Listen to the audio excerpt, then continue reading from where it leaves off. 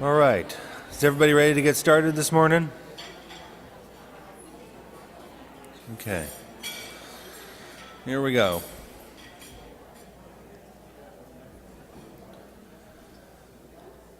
All right. Good morning, everyone. Hopefully everybody had a good breakfast. We can get going here if the PowerPoint can come up. Okay. So, outline for today. This will be more of an introductory lecture. I've reorganized it for anyone who's heard it before, and hopefully you'll find a new topic or two. You'll be leaving your old job for a new career, which is probably why you went into medicine in the first place. The first thing we're going to talk about is venue selection, do a state-by-state comparison on several different issues, see what your moonlighting goals might be, how many side gigs can you have, and what will that look like depending on your Medicare status. And then we'll go over practice design. There are many ways to do DPC and more options today than there used to be several years ago, which is great. There are different hurdles depending on who you work with and how, especially large employers. And then how do you communicate and deal with HIPAA? So the first thing you're probably going to want to do is look at your old contract, assuming you have one and you're not doing this right out of residency. And know that in many states, non-competes are there strictly for intimidation purposes. If you're in California, Montana, North Dakota, South Dakota, Delaware, Massachusetts, they are totally unenforceable. So don't even acknowledge them in those places. In many other states, there are restrictive statutes that take precedent and often restrict the restrictive covenant more than the hospital might have preferred. And then there are many states that are favorable for physicians. Going into a DPC practice is often a way that helps you as well, because here you're practicing in a different manner than the hospital contemplated when they hired you, and since they presumably don't have their own DPC program, their argument that you're competing with them is pretty weak. What do you want your job description to be? So whether you're working with a hospital or someone else, the details usually work in your favor and not in theirs.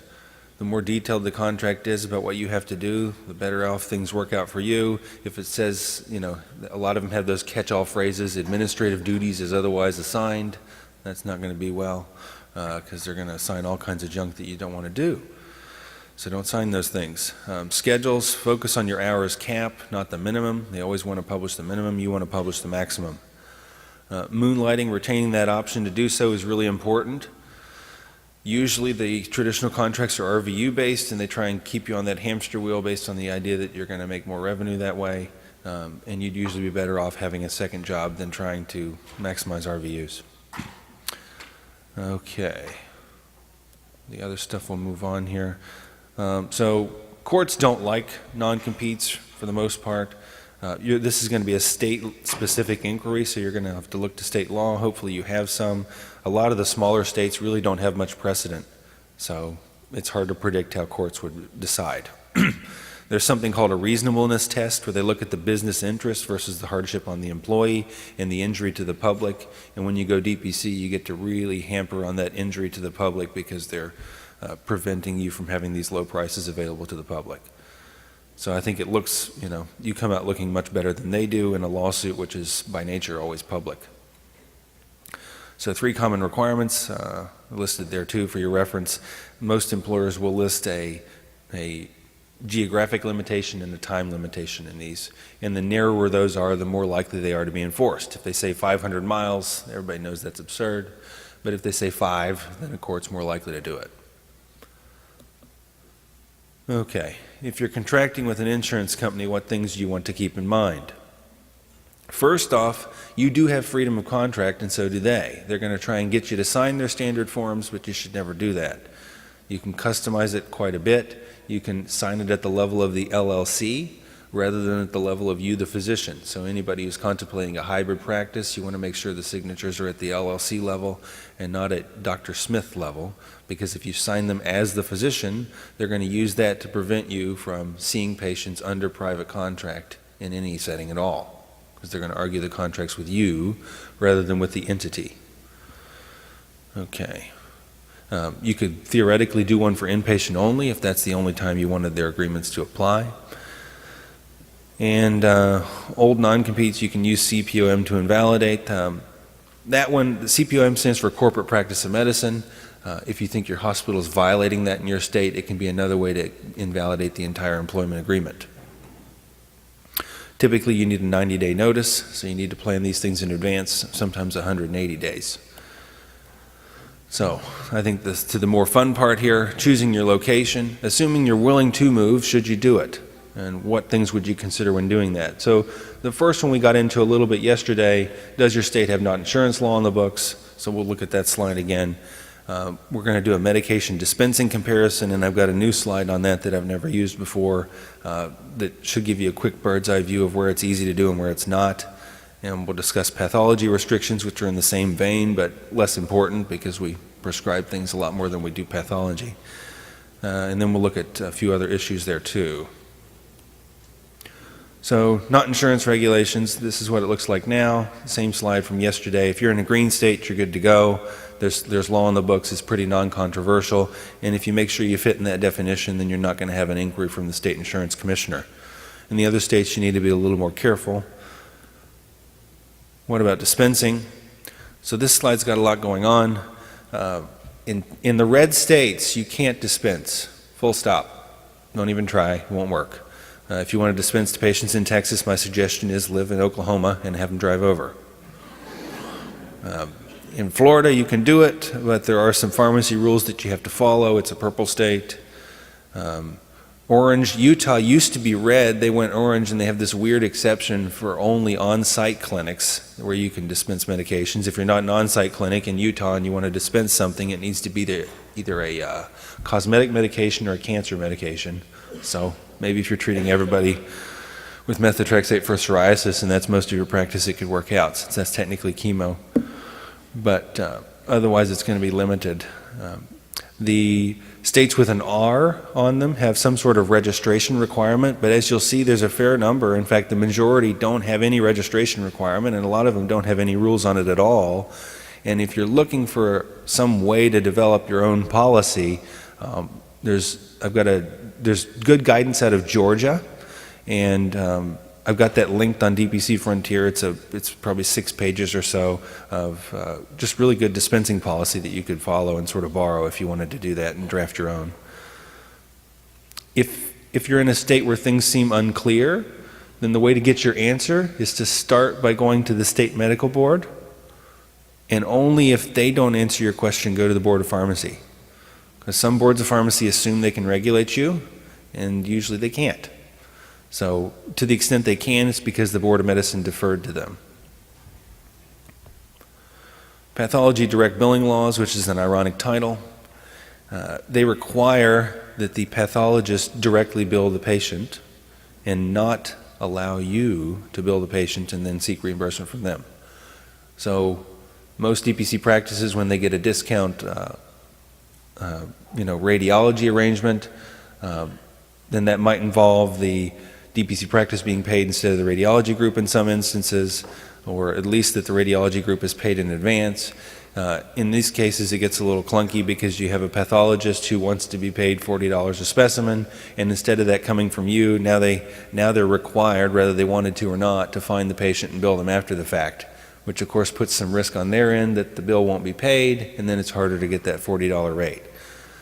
If you're in a green state, they have no problem with whatever arrangement you would come up with where the patient would likely pay you and then you would pay the pathologist in bulk.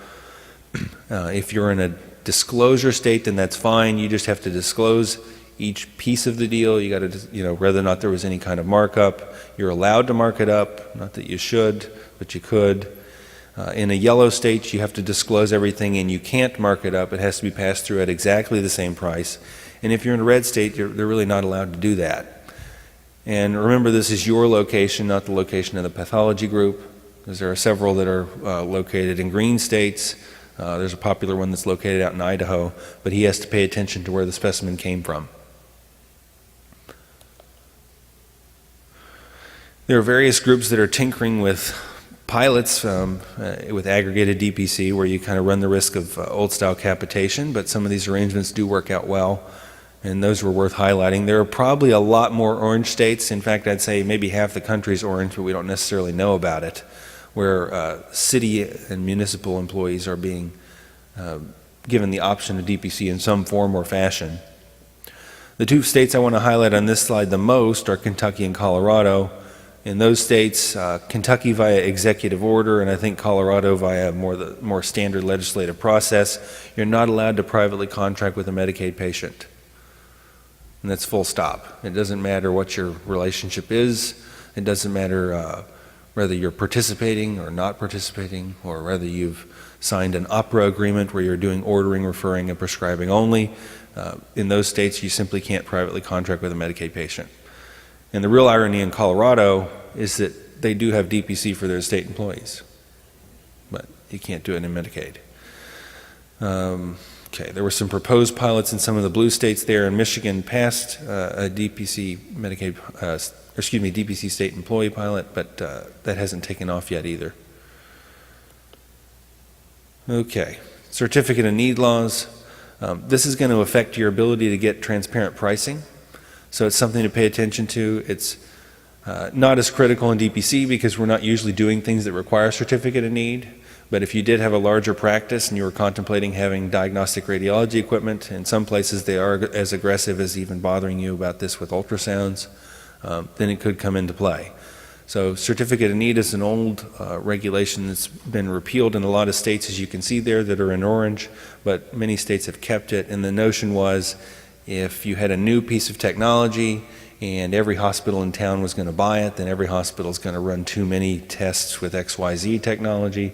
So rather than letting them all have it, we're going to have them go talk to the state regulators, and somebody's going to win it and everybody else is going to go home crying. So it's based on the theory that everybody will overuse everything and that we wouldn't compete to get the prices down, which obviously doesn't fit with the themes in this room today. All right, this slide is probably not accurate. I borrowed this, but it focuses on states that have corporate practice of medicine issues compared to others. And as I mentioned yesterday, this only applies to you if you think you're going to have somebody who's a non-physician who's helping you start the practice or finance the practice. All right, so that's it for the maps. Do you want to moonlight? And if you're going to moonlight, how are you going to do it? There are lots of different options. Even when you've opted out of Medicare, you have several different options. So the one that I like and still do quite a bit is correctional medicine. Inmates have an 8th Amendment right to care, so whatever they had prior to going to prison, they no longer have. It's either paid for by the state or the feds, and that's the end of it. I've got 30-plus minute appointments. I don't do any coding, so it's similar to DPC in a lot of ways. Hospice, you can do administrative roles there even when you've opted out of Medicare. Workers' compensation is typically a state-run plan, which actually has a reputation of paying their bills better than almost any other third-party payer. Most states, the payment rate there is 99% or above, and the coding is considerably simplified over traditional medicine, so that's always a good moonlighting option. On-site clinics with large employers, if they're set up the right way, that really will be darn close to DPC. If they're the wrong way, then it's more frustrating. Telemedicine, there's tons of options there. And then recently, I've got some asterisks next to these because they're harder to pull off. But you can do this with the VA, and there is an urgent care and emergency medicine exception as well. So in the urgent care and emergency setting, you're allowed to see a patient under private contract, you're allowed to see a patient who's covered by Medicare even when you've opted out, as long as you haven't privately contracted with them. So if your own DPC patient happens to walk into the ER, then you shouldn't be seeing them, at least not charging for it. But anybody else you could go ahead and charge, and there's a modifier that's applied to your charge, and it's paid at the non-participating physician rate, so 95% of the regular participating rate. The VA does do secondary billing, and when I inquired with them in 2015 about this, they said that it wouldn't work. If you'd opted out of Medicare, they couldn't hire you because occasionally they bill Medicare and they can't quite predict when the heck they're going to do that. But I've had physicians come up to me at a conference earlier this year saying that in fact they told her something different and that things are working out fine. So if you get a VA that's actually just billing themselves, which is what they should do most of the time anyway, this should be okay. Okay, so if you're doing correctional on-site DPC, what are the differences between that setting and regular DPC? Those are highlighted there. The green things are all pretty much the same, and then the red things vary, and you have to avoid that arranged marriage problem. Okay, and that's an idea just in case you thought it might be boring working in a prison. It never is. That's a list of things that I've seen since I started there. Just wanted to have that as a frame of reference for anybody who's looking for a moonlighting option. So, should you opt out of Medicare? I'm going to have everybody repeat this, and we're going to be kind of silly about it, but I think it's worth repeating. So the only reason you opt out is because you want to see Medicare patients, first of all. Everybody confuses that. You want to do it for covered services, and you want to do it under a private contract. Unless all three of those things are true, you don't opt out. So if somebody says to you, most likely your local hospital administrator, I can't believe you're opting out, you're unpatriotic, you don't want to see Medicare patients, then they don't get it. They're assuming it means the same thing as disenrolled or disbarred or kicked out. That's not true at all. The only reason you opt out is so that you can see them and not charge the government to do it. So don't let anybody tell you it's immoral or not patriotic. You're doing that so that you can see patients. And when you do that, you're making a 2-year decision, which we'll come to in a second. So when do you opt out? It's if you want to see Medicare patients for covered services under a private contract. All three of those must be true. The mechanics of doing so, you need to notify your patients, you notify your Medicare carrier, or your MAC as they're known, and there's a rolling cycle you can use to do that. I think I've got that, yep, on the next slide here. So participating physicians may opt out if they file an affidavit that meets criteria, which is pretty easy to do. There's a form that AAPS actually has that you can put your name on it, and that's about all you have to do. There's not a lot of customization. And it's on a rolling quarterly basis. So these take effect January 1st, April 1st, July 1st, October 1st, and you need to have the paperwork to them 30 days prior to those days. So if you went out by January 1st, they need to have everything by December 1st, and you want to send it to them with some sort of return notification, certified mail, something like that, where you can prove they received it, because they may or may not give you some letter indicating that it met their requirements. You can eventually look up your status online as well. Anybody who's at this conference who tells you they've opted out, you can go home and double check, because it's all public. If you do opt out, you have 90 days to raise your hand and say, oops, I made a mistake, I went back in. If you wait beyond that 90 days, then you have a rolling option every 2 years to get back in. You used to have to automatically tell, or you used to have to, I should rephrase, you used to have to raise your hand and tell them every 2 years that you wanted to stay out or you were defaulted back in, but that changed with MACRA. So anybody who opted out after June 17th of 2015, you're defaulted to stay in whatever position you're in until you tell them otherwise. Okay, I think I already jumped ahead and described that. Yep, so that's there for your reference as well. What goes in the opt-out affidavit? There's not much variance. There are standard forms that AAPS has, and these are some contractors that you may or may not need to contact, and you can look those up based on geography. Likely one of those names rings a bell to you because you're used to sort of seeing their paperwork. So for people that have looked into the legalese around this, why should you opt out rather than disenrolling? The theory behind disenrolling is that when you've done that, you're sort of unknown to Medicare, and there is a form out there, 1490S, that a Medicare patient can use to seek reimbursement for services Medicare didn't cover.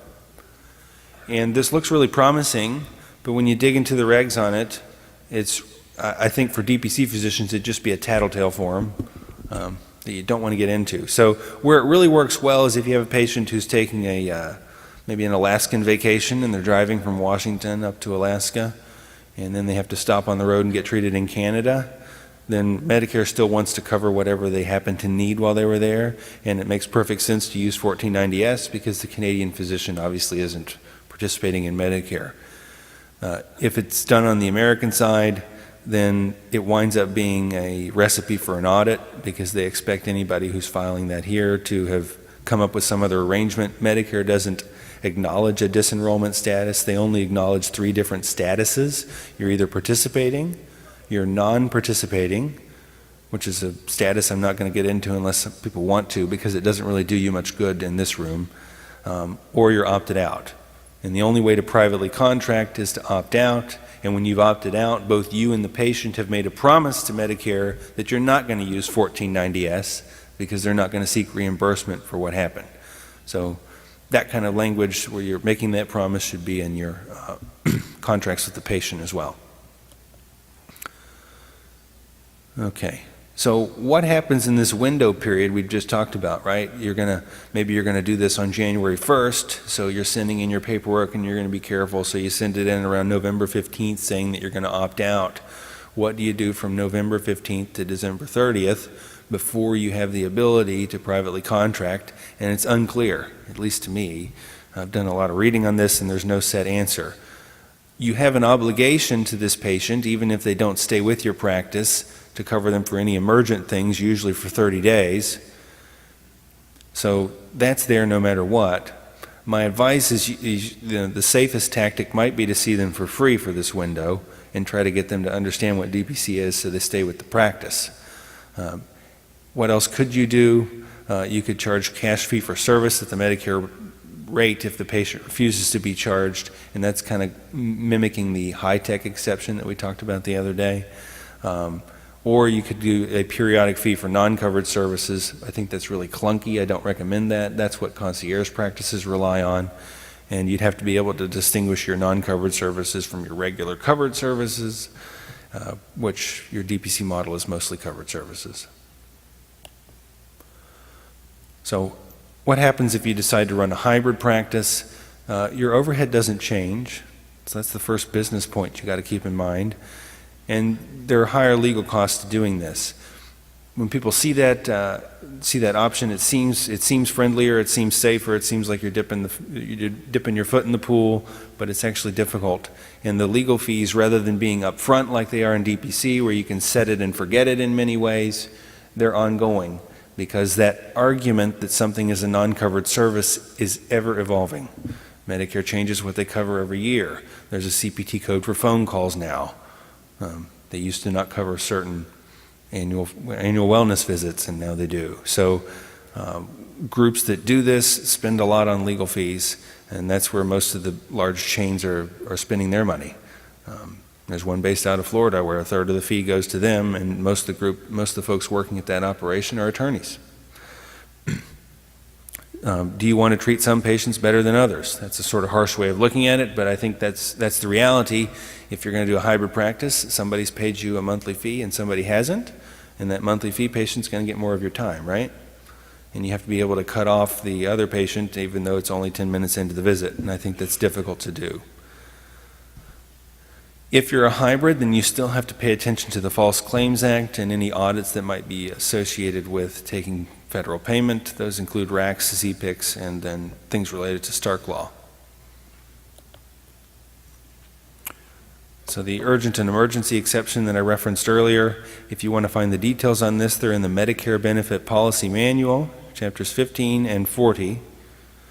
So payment may be made to a Medicare beneficiary for services of an opt-out physician or practitioner if those services are truly an emergency or urgent visit, and it's somebody that you haven't privately contracted with. The modifier there is there for your reference. It's a GJ modifier. And there have been physicians who got this to work, at least they thought briefly, and then the Medicare audit contractor screwed it up and ultimately was starting to deny payment, and then that was used to have them stop working in the ER.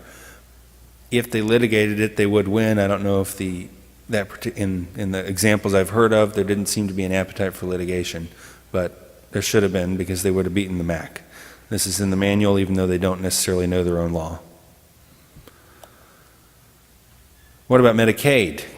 Is there such a thing as opting out of Medicaid? No. We're all defaulted into Medicare as participating when you finish residency, but nobody's defaulted into Medicaid. If you're in Medicaid, it's because you signed up. And there are different ways to sign up after the passage of the ACA. You can sign up as fully participating, which of course is what 99% of people are doing, or you could sign up as ordering and referring only.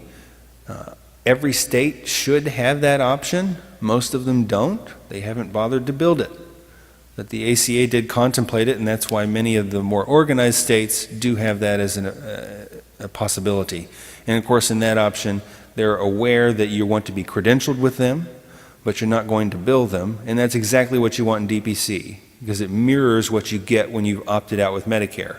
Remember, when you've opted out with Medicare, Medicare is still credentialing you.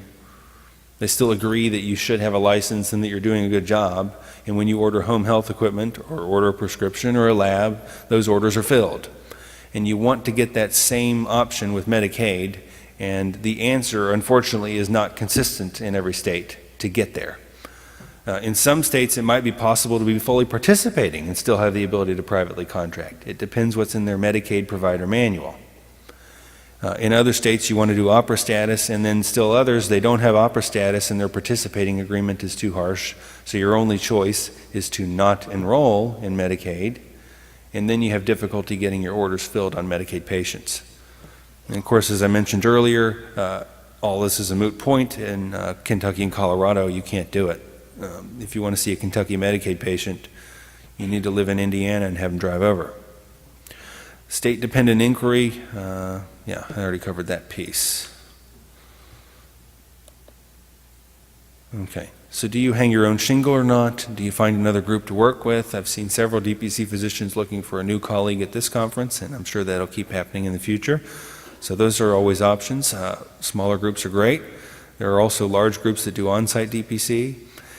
But if you're hanging your own shingle, how do you do it? This is a state-specific question too. Pennsylvania, it usually makes sense to start an S Corp, but a lot of other states you want to do an LLC or more commonly PLLC. Often for the PLLC or LLC protections to take place, they require a certain amount of malpractice. Otherwise, they don't let you shield your assets in the traditional way as a professional. PC stands for professional corporation. PA is a professional association, not a physician's assistant. They don't really do entities. So all these are possibilities. I think one of the most common options is probably going to be an LLC or PLLC, and then for your accounting purposes, you often make an S Corp tax election. But that's something you want to discuss with your accountant. Estimate your startup costs. Hopefully you can do this on a minimalist basis, because a bank is not going to understand what DPC is. A few physicians have had luck there, but getting a loan to do something this outside the box is difficult, especially with new banking regulations. If you're going to have somebody finance your practice, such as a venture capital operation, then you need to pay attention to corporate practice of medicine issues. Draft your entity operating agreement, pick a registered agent. All these things are pretty standard small business issues, and they can happen really quickly and without a lot of expense. They sound intimidating, but you can look this up. It's really not that challenging. Malpractice insurance, find an independent broker. While I'm not necessarily a fan of brokers when it comes to large employers and selling health insurance, I think using them to purchase insurance at the individual level makes a lot of sense, especially if you can find one who's aware of what DPC is. You should get a discount based on low patient volume, even if they don't want to give you a discount based on anything else. So when you come up with your panel size and you're putting that in your contract, use that with your malpractice insurance carrier and say, look, this is the largest number of potential plaintiffs I have. This is not a 3,000 patient practice. This is not a 5 or 10,000 patient per year urgent care operation where you have a lot more liability. Okay, and then start negotiating. Pick up the phone and make a lot of phone calls. Whether it's a lab, medication, radiology, or consultation, you want to find your list. And go broad. So where I'm from in Wyoming, people are used to driving for everything. And in the eastern U.S., I think people don't necessarily think patients are willing to go as far, but a lot of people will drive 2 hours to save $100 or $200. So if that's where you get the good price on the brain MRI, write it down.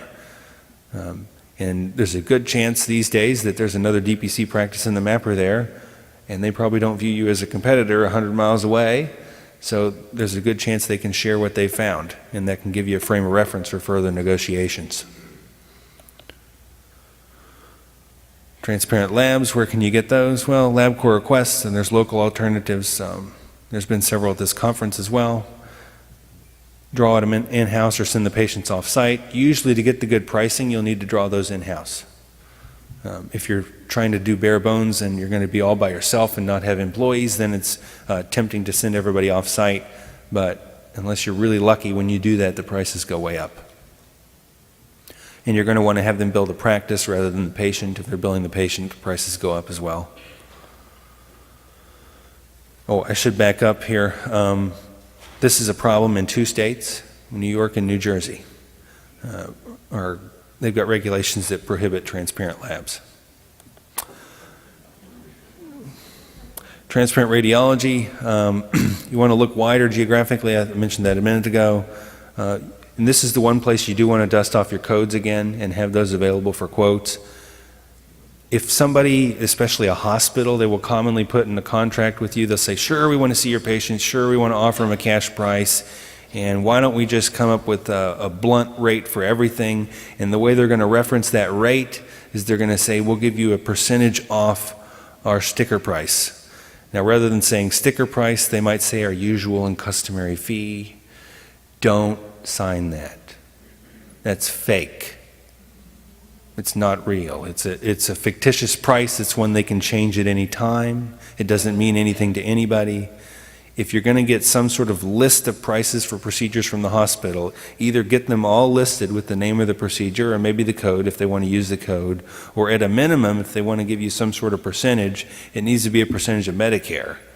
Because while Medicare does change their price, they do it fairly infrequently, and it's something that can be publicly referenced in the event of any argument. Transparent consultations. You're more likely to get these with physicians who are not hospital employed, but it's possible even in the hospital. You're going to educate your patients about their high-tech obligations so that your patient can force them to give them a price. It doesn't mean they'll get a good price, but at least they'll get a price that you can list and reference later. And ideally, if they're far away, we deal with this in Wyoming a lot, you can have follow-ups via telemed, and you could have the patient in the room with you and the physician on the other end, and that really gets you good communication. Because even if you're dealing with somebody who writes a lousy consult note, and we've all seen these, right? You send them there for one test, you get a consult note that has something to do with the knee rather than the shoulder. You can avoid that if you get these face-to-face visits with both you, the patient, and the physician. And since we're not worried about traditional billing in this manner, all those things are easier. So, what the heck should be in your DPC Patient Agreement? Look at your state law. Ideally, there's one available. If there's not, then you're going to glance at the insurance code and HMO regulations to make sure you've carved yourself out of that box, and it's pretty easy to do. Your scope should be precisely defined. This is both for the patients and for anybody who's auditing your contract. So if the patient thinks that you like to do colonoscopies and you don't, then that needs to be clear in the contract. If they think that you're going to do lots of skin biopsies and for whatever reason you prefer not to do that, that needs to be in the contract. There shouldn't be any surprises for procedures and such. Billing should happen in arrears, meaning after the fact. If you want money up front, that's fine. Go ahead and charge them something up front, but make it clear it's not refundable. And I think one of the ways you do that is you label the fee appropriately. Don't have a monthly fee and then tell them 3 months is non-refundable and the rest is refundable. That's clunky. It gets attention from the insurance commissioner. If you want 3 months of payment up front, have an enrollment fee that's triple your monthly fee and take that on day one. And then make it clear that's not refundable. Disclosures, you want to make sure and tell them it's not insurance. Most states at this point have a specific phrase they even want you to use, sometimes with a specific font and a specific location in the contract. That's the most likely area to be tinkered with by state legislatures as they pass DPC not insurance law, is they each want to have their own flavor of what the required disclosures should look like. So whatever that is, just find it and put it in there. Okay. Discuss how to activate the contract. So I get scared when I see DPC practices let patients enroll online without ever meeting the patient and without even requiring them to show up anytime soon. Why? What's the problem? Yeah. You've established a patient relationship, right? And maybe you can't handle their medical problems. Maybe they're on medications you don't write. And then they come in and they want you to refill them, and now you have a patient abandonment issue. You can't refund the money and say we never had a relationship. They've paid you, they relied on you, they were expecting you to take care of whatever their issue is. So I would not, you can have an online enrollment form, I suppose, but that really should just be a trigger for you to call them and have them come in. And that's when you sign the contract, that's when you would take any kind of payment.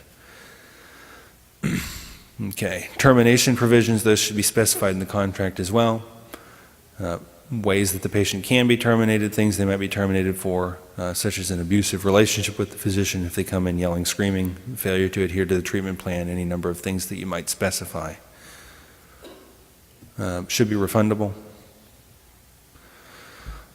Emphasize that this is for ongoing primary care and this is not insurance. This is not a promise that you never have to go to the ER. It's not a promise that you never have to go to the urgent care or seek the care of a specialist. Clarify that it's not an emergency, that there's no expectation to file any third-party claims, that the agreement in isolation does not meet the requirements of the Affordable Care Act. It needs to be a voluntary enrollment. You need to sign them up when they are not having an emergency, because if the patient comes in with chest pain, they're going to sign anything you put in front of them, right? So you can't come to a private agreement during those times of duress. That's not enforceable. It needs to be non-transferable. They can't pass it on to another patient, and you can't necessarily pass it on to another physician, depending on how you've designed it.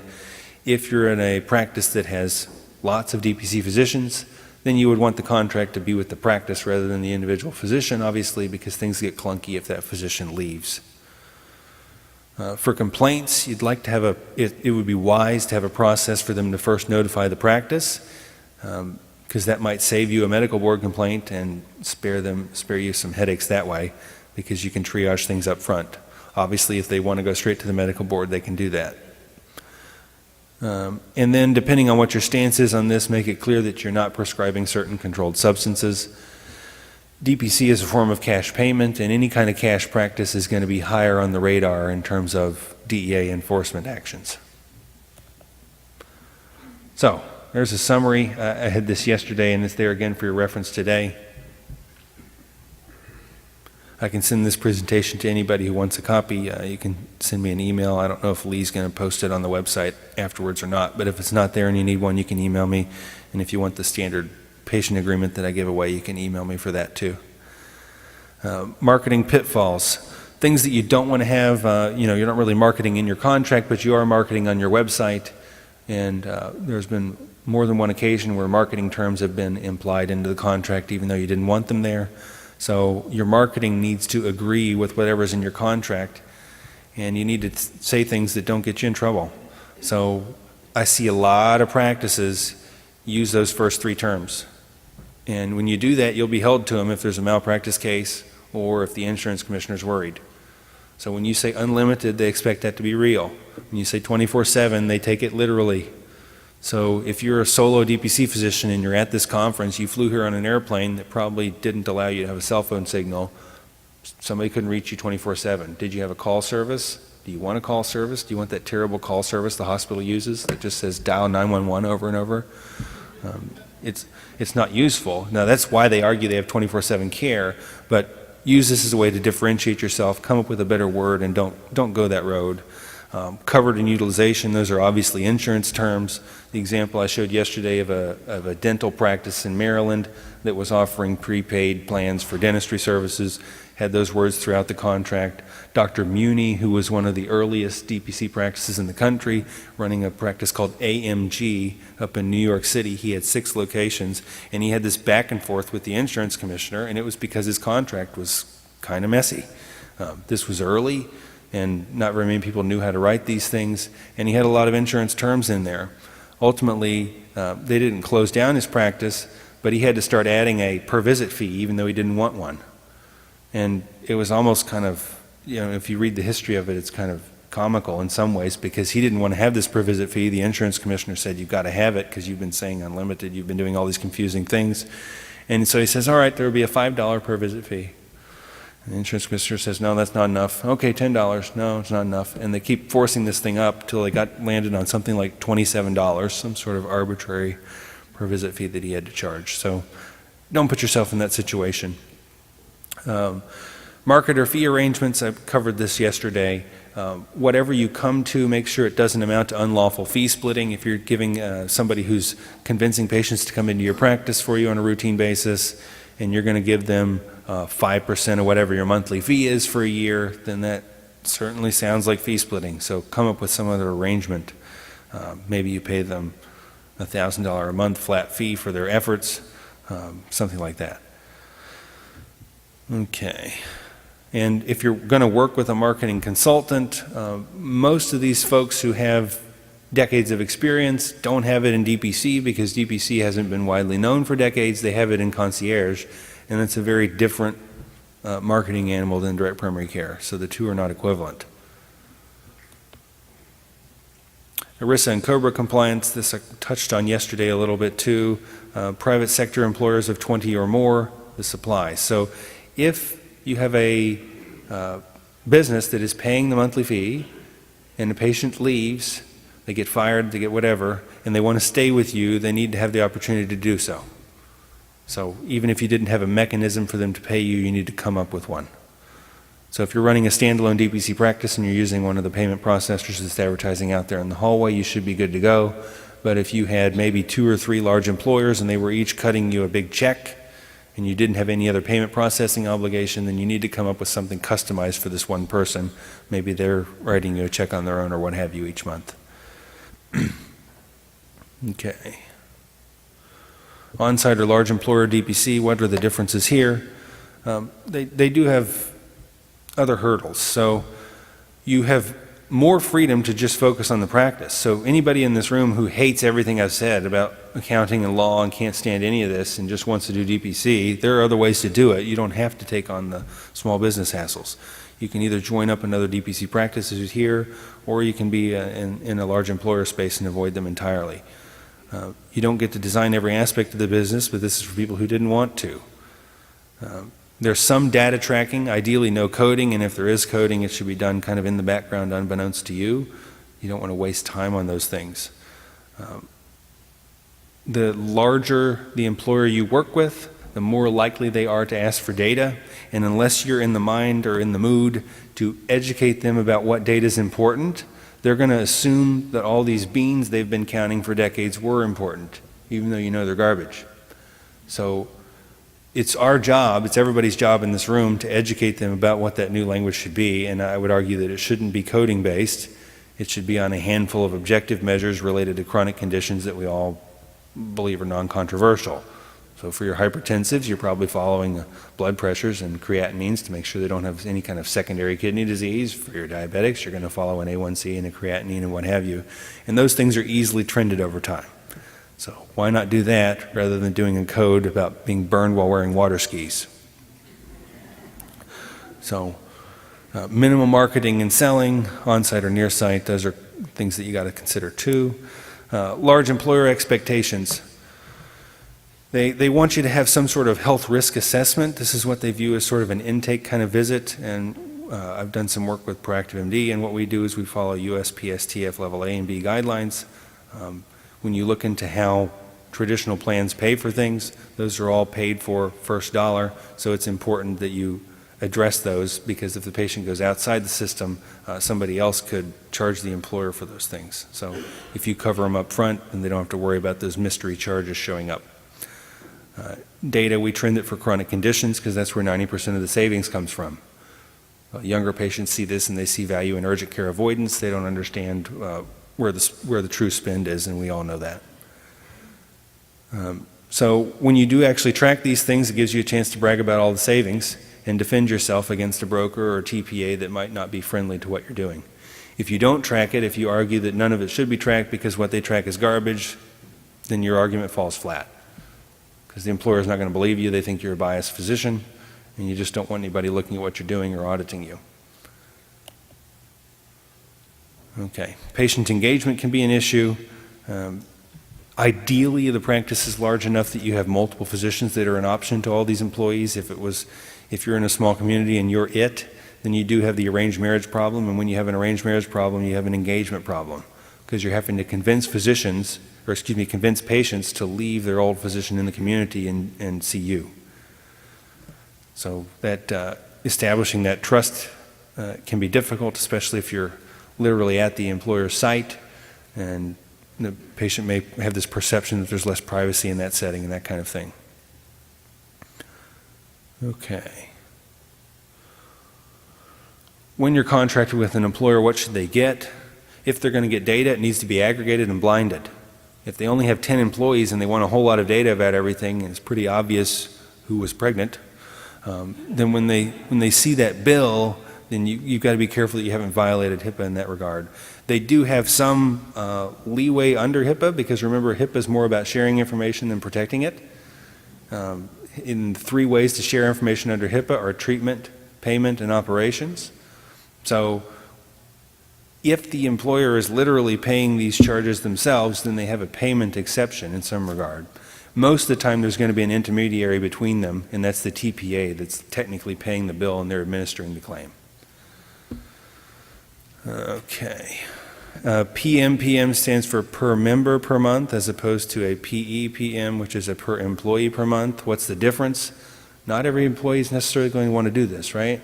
And the employer is going to think it's easier to just shove everybody in it and then cut you a check for everybody that they've employed, and it's going to be tempting on your hand to take that too.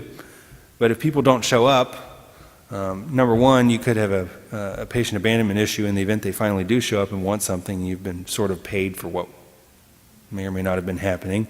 But number two, you're not going to have good data, right? If half the patients are seeing you, well, then the half that aren't, they're going to be spending and spending and spending in the regular system. And when it comes time to look at this and see the value of the relationship with this employer in 3 or 4 years, you're going to look bad. So you want to find a way to carve out the folks that don't want to be seen for whatever reason. And then even when it's paid for by the employer or by anybody else, quite frankly, the patient should still have an individual contract signed with you. And we just went over all those terms earlier. And then at the very end, of course, the fee per month for them is $0, but in the event they do get fired, you just adjust that to the number that the employer was using. I know you're discussing, but you should have a contract with the employer and with the patient. Yes. Can the patient surrender their HIPAA and put the employer on, just like you did a spouse or someone? I guess, does HIPAA change that relationship? I'm not sure I follow the entire question, but I would say no, because it's important to have 2 sets of agreements no matter what, because the patient has to be educated about what the full scope of practice is. And this is your chance to sort of tell them what you do, even in the event somebody else is paying the fee. I can answer that because of my relationship with the employers, because we put outside claims on. They can put a name of like a name at the employer site, like HR director, but not the employer, like company A. They can't put company A, but they can put the name. Okay, we'll get, yeah. I can't repeat all that now, but we'll do it in Q&A if we need to. So large employers with stop loss, they're the most likely group to want to do this. If you have a small employer that's fully insured, most of the money that you're saving them doesn't really go to them, and it doesn't really go to the employed individual. It goes to that insurance company that had nothing to do with any of this anyway. So when they do a stop loss policy, what the heck does that mean? That means that the employer has specified a certain amount that they're comfortable paying, and they pay everything up to that amount. So if you're dealing with a group that's as large as Walmart, for example, they probably don't have a stop-loss policy at all. They have enough cash on the books that they're just going to pay every claim. That's called a captive. And all they do is rent a network to get access to whatever these prices are from Blue Cross or Blue Shield or whoever that they think had a valuable negotiated discount, which of course we all know is a facade. But they still pay for access to those networks, and they'll pay for somebody to administer the claim, but they're literally the one cutting the check. When you take a step down, you find a group that has a stop-loss policy. They say they pick an amount they're comfortable with, maybe it's $500,000. They pay every claim up to that amount, and once it goes over that, then the insurance company pays.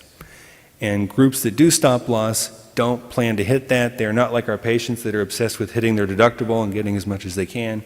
They're trying to go nowhere near this, because by going nowhere near it, their insurance rates are lower next year, and they've obviously saved money because they had all that in the budget and they didn't have to spend it.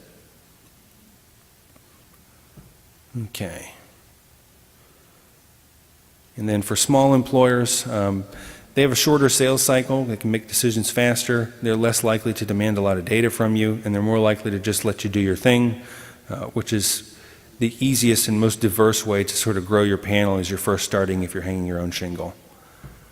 And then there's a section 4980D that's referenced there out of the Internal Revenue Code. There used to be a $100 per day excise tax. This was repealed, and I'm mentioning it not to try to confuse you, but because if you do hear it, there's a tax page on DPC Frontier that discusses this. So if an employer brings that up as a fear, a reason to not do this with you, that's all been repealed and it's no longer a problem.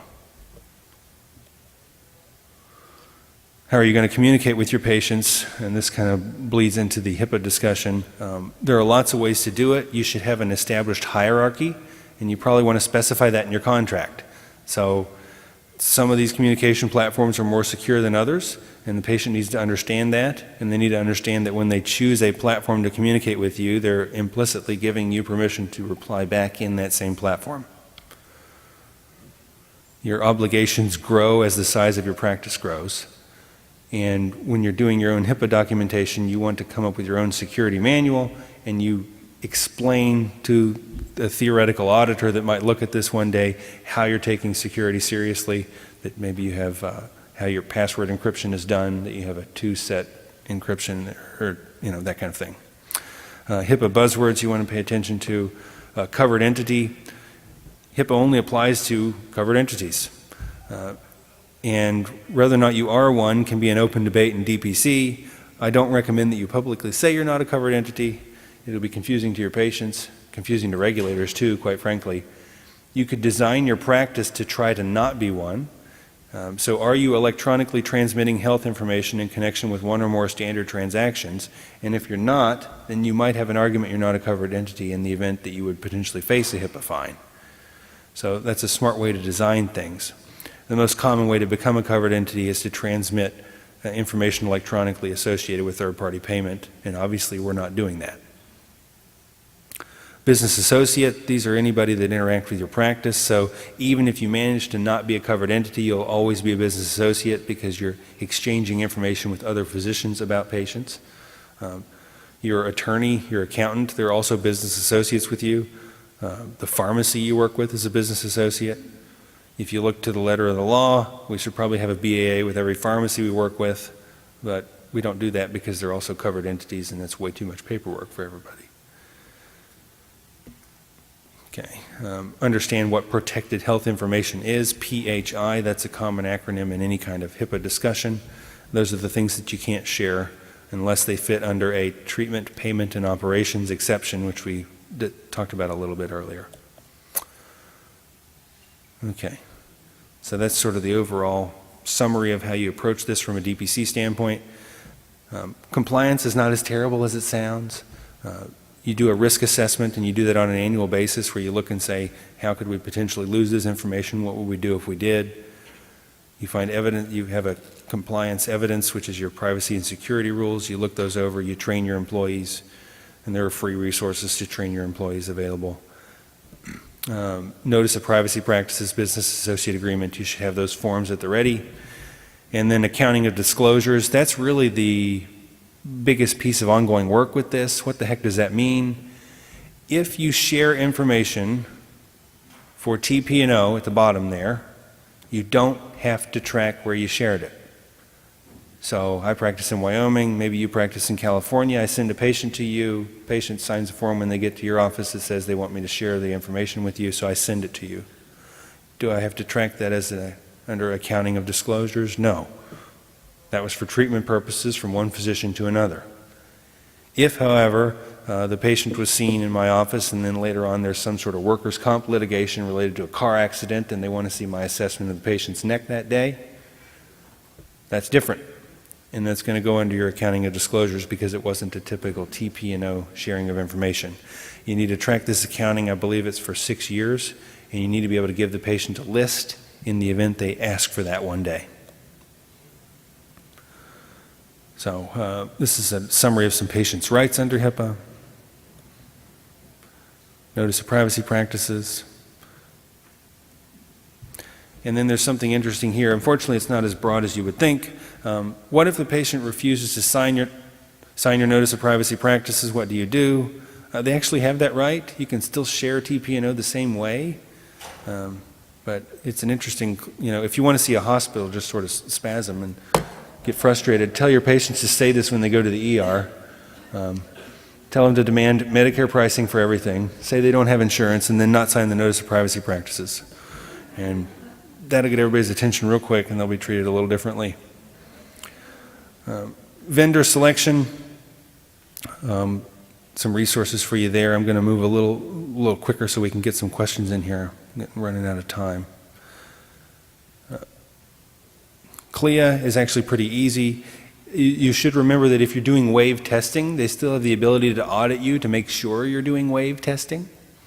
So you still need to have some compliance materials in place in that regard. The only way to get out of that would be to theoretically have every test you do in the office be a home purchase test. So you'd be surprised if you look around on Amazon, patients can order a lot of things that you would think they would have to go to a physician's office to get, whether it be a stress test, or a strep test, or maybe even some influenza tests I think they might sell now. So those things that are patient administered don't fall under CLIA at all. Okay, OSHA, the compliance is fairly simple there too. Make sure you get the poster. And here are a few review questions. Can I use an HSA to pay a DPC fee? No, not yet, not according to the IRS. Does it happen all over the place? Yes.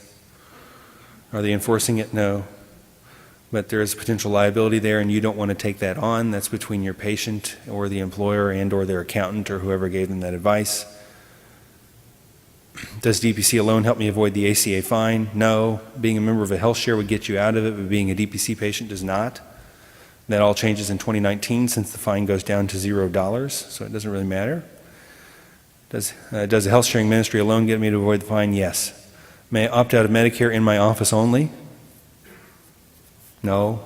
When you do that, it applies in all settings. So that's why it restricts your moonlighting ability. It's why we went over those earlier. What if I use a different tax ID number? No, it doesn't make a difference. Will my orders be accepted when I opt out? Yes, because you're still credentialed with Medicare. Okay, I'm going to move on. So there's a little bit of recommended reading. There's the highlight to that. There's my contact info. We've got a few minutes for questions, if anybody has any questions. Yeah, it would be nice if you used a mic.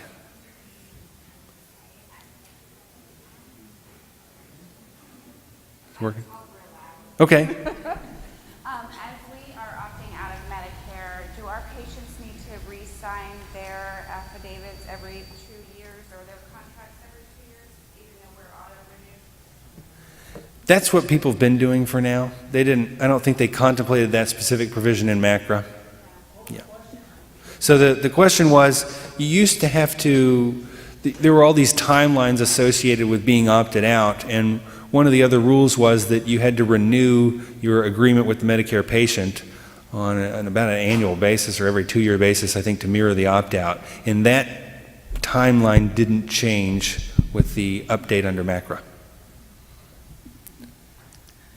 Hi, Phil. Thanks. Erica Furtado in very, very rural California.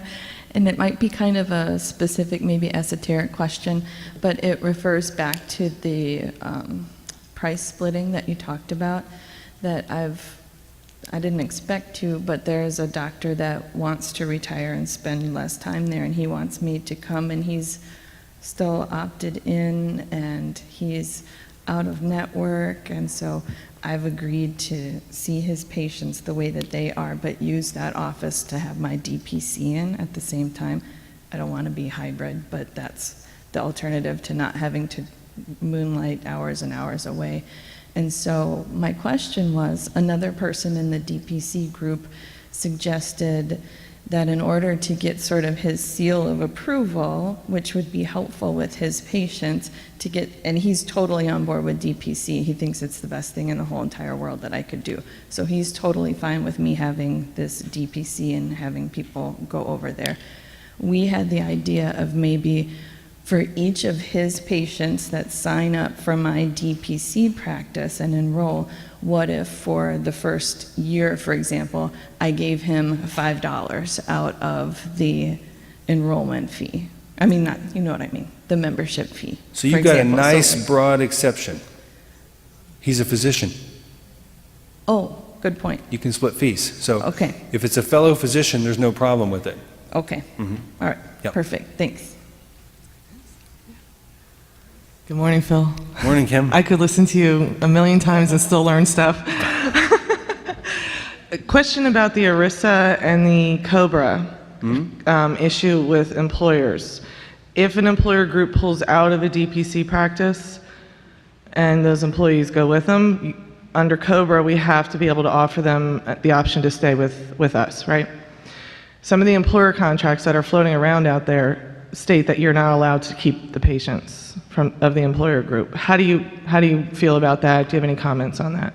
So to the extent that contract conflicts with federal law, which it sounds like it does, federal law will invalidate that portion of the contract. Okay. So if they're thinking that they can shift and plug and play patients because they don't like you or because something happened with the employer and the patient wants to do otherwise, then they can. So Okay, so when we're being approached by these larger entities, and that's in that's in the contract that they want the DPC doctors to sign. So it's up to you. You could either, it depends how you want to play this game, right? You could point it out to them, or you could be like, that's unenforceable. I don't even need to say anything. It's kind of like when you sign an agreement with a California hospital and it's got some broad non-compete that says you can't, practice medicine for 1,000 miles. Right. Doesn't matter. Okay. State's All right. not gonna- That's good. I not think gonna that's good enforce for it. everybody to know. Okay. Thank you.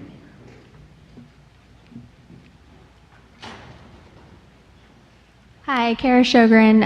I'll be opening a DPC practice next year. I have a question about coverage. I've heard some people say that they, take a week or two off where they're off the grid and they don't have coverage. As long as you put that in your contract that you're going to take a specified amount of time, I mean, do you still have any kind of legal obligation to have coverage? Or are you okay if you put that in your contract? So you're fine. You don't have to have any more than you promise. Okay. That's the short answer. And I wouldn't necessarily promise in your contract that you're only going to take 2 weeks vacation either. Okay. It's your prerogative when you do and don't want to be there. And my biggest advice is to avoid things like 24/7 promises that just aren't true. The reality is most things can be, a lot of stuff can be triaged remotely. If I have a patient send me some picture saying I got a laceration now, well, I can suture that up in 12 hours just as good as I can now. So unless they're bleeding out from it, it can still wait till I get home this evening. You'd be surprised just how rarely that winds up being a big issue. Unless you're if you're out of the country routinely for a month at a time, then that starts to become an issue because you start to have some patient abandonment things that are apart from regular practice, but you can still triage a lot through technology and telemedicine. Okay. Thank you. Oh, Hi, Matt from Michigan. So we're going to open in January, and as far as we don't know when we want to opt out, so if you want to see Medicare patients for free, do you have to do how do you deal with the contract as far as, because they would sign with the normal fees in the contract and things like that. Would you have to edit it? And then if you're going to see them for free, how do you deal with the upcharge on medications? Do you just eat that cost, that kind of stuff?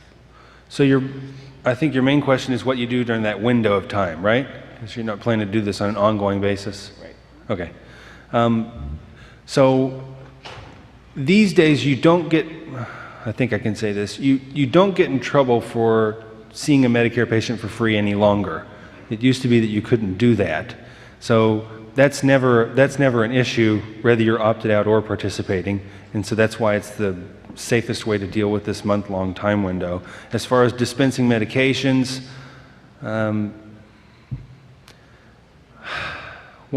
that's technically not billing for your services. So if they wanted to do that, they could. I think Medicare patients are less likely than others to want to use that option because Medicare is usually paying for those things. And Medicare is still going to follow your orders at whatever pharmacy you would send them through GoodRx, whether you're using GoodRx or their traditional Medicare plan. Hey Phil, I'm Robin Kendig from Louisville, Kentucky. We've emailed a few times. I have a question about moonlighting. So I'm opening February 15 roughly, and I plan on doing some moonlighting. I'm hearing from various people that if you're an employed physician, which is what I am right now, that I'm certified under Medicare and the private insurance contract says they're under their covered entity, and then I can still do the moonlighting. Is that true? So you're talking about keeping your regular hospital gig and then doing DPC on the side? No. I'm going to leave my employment model in February and I'm hanging my shingle essentially. Okay. But I'd like the option to work in the urgent care. Okay. And so I want to opt out, and I'd planned on just going ahead and doing that at like 3 months in, like in May.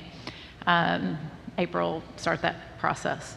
But I heard from some other physicians yesterday and this morning that they moonlight, but also have their DPC where they still see Medicare patients and charge them. Is that possible? I didn't think that was possible. So I thought once you opted out, you opted out. yeah. It followed you, not. That's right. So some folks think that there's an exception where they can do it under somebody else's NPI as a locum. That's what I'm asking. No, Okay. it doesn't work. I can send you links if you want to see the details, and you can forward them on to I've read everything you wrote, and Yeah. it didn't make sense to me. Oh, And sorry. So, no.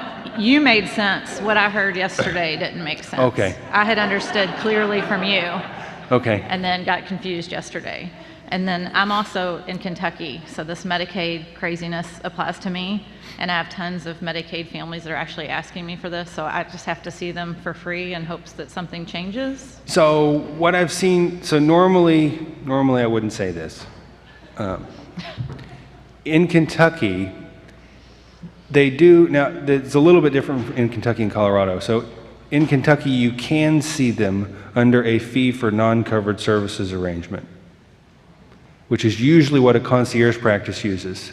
So you would have to argue that everything you're charging them that monthly fee for is something that Medicaid doesn't cover. So that's the game I don't like to play. If you really want to charge a monthly fee, that's the only way to do it. And when you do that, you incur an obligation, I think, to still charge them on a fee-for-service basis to defend the fact that you have these two different bundles of care that are occurring. So, yeah, I mean, either see, are you close to the border? Louisville's close to the border. Oh, yeah, that's right. You said Louisville. Okay, yeah, there you go. That's the solution. 2 locations. Yeah. We'll have to address